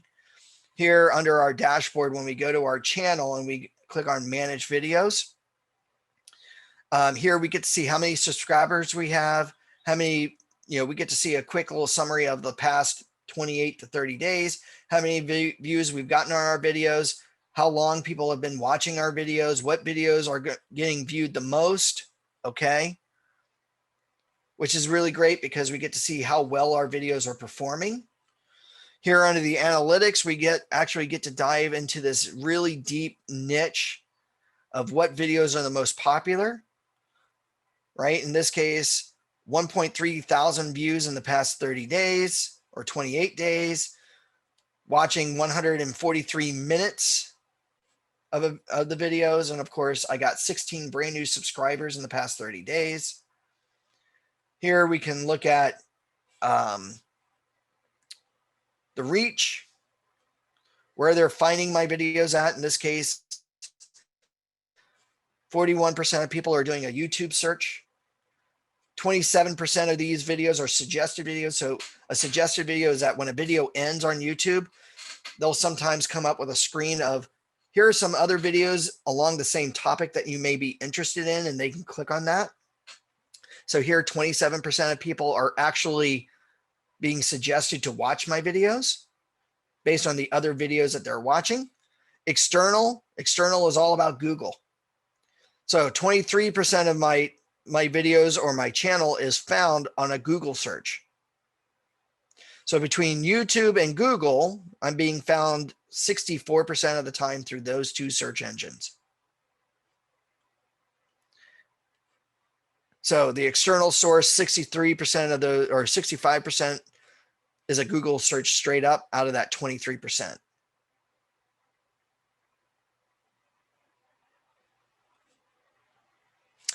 Engagement, average view, people are viewing or watching about 6 minutes of my videos. Reason why that is, my videos are also recorded trainings of about an hour long. So I have an hour-long video for a majority of my videos. 6 minutes of those are watched per session. And again, here are the key ones. 10-minute video series, still watching at 30 seconds. So their disclosures are more. The 10-minute learning series, and of course, filling out disclosures. Those were my big popular ones. Here are the zip forms basics. Watch time in hours, 73.89 hours have been watched. And this is only an hour-long video. The audience, this one's always great. 95% are people who are my watchers are not subscribers. Let's see here. Geographically, I do believe 82%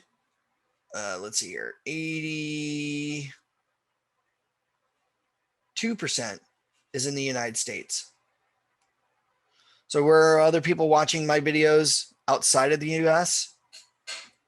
So let's see here. Whoops. And let's see here.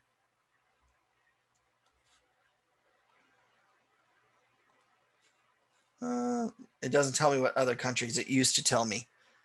I'm going to say last month, or yeah, a month ago, I had some views in Sweden, some views in Mexico, and some views actually in China for that extra 15%. In this case, the extra 17% of views are outside of the United States. So basically, you can look at age, gender, subscription status. So this is all really great to be able to tailor this if you want to dive into it. What you really care about here, though, is not necessarily this deep dive. What you care about is the dashboard. What you care about is to see that subscriber list go up. What you want to see are views, and of course, which videos are being viewed the most. And that's usually based on your content.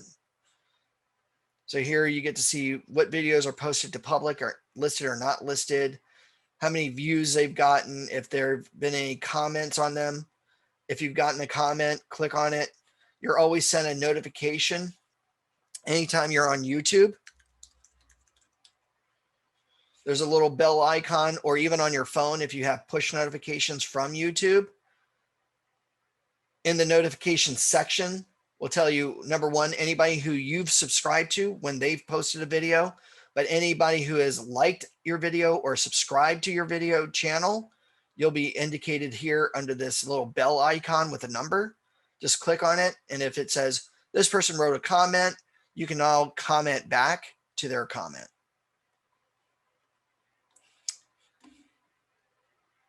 Are there any questions on the analytics? I know we're over by 3 minutes here, and I apologize. But if there are no other questions, I want to thank everybody for attending today's class. If you have any questions or anything like that, please feel free to always reach out to me. My number is 949-586-6800, extension 104. My email address is Tony, Tony, at ocrealtors.org. Thank you very much, Rochelle. I'm glad that you enjoyed it. Again, everybody will be getting a copy of today's recording so you can review this, but I'm not going to let you guys go just yet without a call to action. And what I mean by that, I'm giving you some homework. The homework being this: you got some things that you want to complete for yourself because, hey, it's great to attend a class, but the class isn't going to be productive unless you actually do something. So I've got some things that I want you guys to do. Number one, I want you to create either a Facebook business page or your YouTube channel. Maybe you put down what that name is. Now, in your Facebook setup, did you put in your background image being your business card? Check that off. Did you fill out your about section? Check that off. In the setup, did you publish the page? Did you request the likes? Check that off. In your YouTube channel, at least do your background image and your profile image, right? Write a quick little about you section. Now you have a little bit extra words to type in, unlike the Facebook business page, which gives you 255 characters. The about section in YouTube gives you a lot more leeway to write in a little bit more of a description about who you are and what your goal is in making videos. So make yourself stand out. Say something uniquely that you do or specialize in, especially in the cities and areas that you're marketing, because you know where the best restaurants and businesses are in the places that people want to live. Talk a little bit about that. Your default setups, did you complete that? Did you put in your keywords? And of course, at least post a video. One video that I definitely recommend that you should post to complete this is your intro video. Sit in front of the camera, whether it's on the computer or in front of your phone, and record yourself introducing yourself to the world. Now, when it comes to the video, and I'm going to stop sharing my screen here real super quick. When it comes to your videoing, if you're doing your camera, number one, hold your camera slightly above eye level so that, number one, you're looking above. You don't want to see anybody or have anybody look at underneath your nose. Now, when it comes to your camera, never ever look at the screen. Always look at your camera. That shows eye contact, right? Too many times we get distracted about what we're looking at ourselves, like in a mirror. Look at your camera. Now, when it comes to this, I know one key thing that everybody always says, I don't like the way I look or sound on camera, right? But understand that this is how people see you and hear you now. So the excuse of I don't like the way I look doesn't cut when it comes to meeting somebody face to face, right? Do you hold back saying, I don't want to meet you because I don't like the way I look or I don't like the way I sound? No. If that was the case, you'd never do any business. What we do here is we think of that camera as the individual. Don't think of an audience, think of the individual. So I'm introducing myself to someone. So when I look at the camera, talk to the camera as if you're talking to, say, a brand new client at an open house or a brand new client that you're meeting at a home, right? Hi, how you doing? My name's Anthony. I work at Jack and Jill Real Estate. Just want to introduce myself to you and, welcome to my business world. You're interested in wanting to buy, sell, lease properties in the state of California. I can help you do that and just go with it. Now, by the way, start off with a smile and end with a smile, right? When we're smiling like this at the camera and we're smiling at people, it puts people at ease and they want to engage with us. So when you're doing that intro video, those are things to think about. Okay. And it may take you a couple of times to practice it. And again, everybody will probably always do videos like this because I still do it to this day. Sometimes you'll look at the camera and you won't breathe and you won't blink. It's okay. Practice it. Right? And you can always redo it later. The more you do it, the better you'll get at it. Okay. Well, I want to thank everybody today. Thank you very much for attending. If there are no other questions, thank you, Joan, for the very nice, kind words. Does anybody have any other questions or anything like that?